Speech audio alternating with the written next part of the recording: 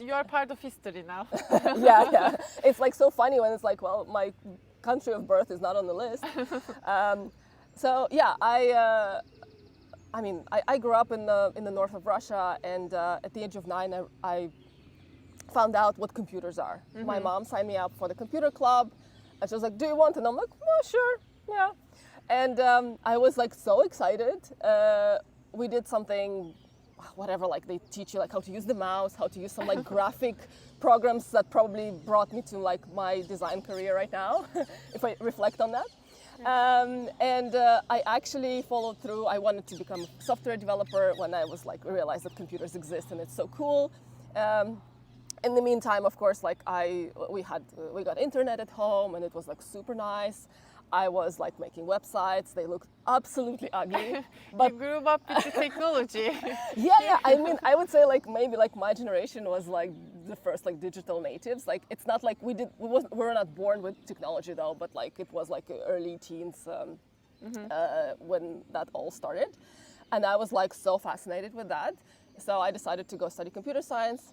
And so I did. I moved to St. Petersburg and I studied computer science, information technologies and education. That was my major. And around 4th or 5th year, we had this workshop on interface and UX design. And I was so impressed by, first of all, how these guys, this was like professionals, like people from the industry. And back in the day in Russia, there was no one who was like, who had a degree in UX. That did not exist. UX was also a very new field.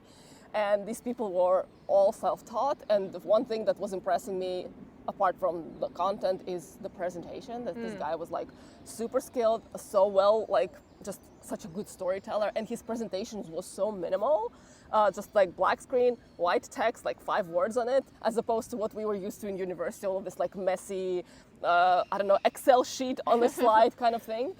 He had a story. He had a good story to tell that to impress the audience. That was really unique thing to do. Yeah, that was something I think like right now this is such a common thing because I think just the level of like the whole like content creators and like people who like teach you things, it's so high. But back in the day, it was like 2009 maybe.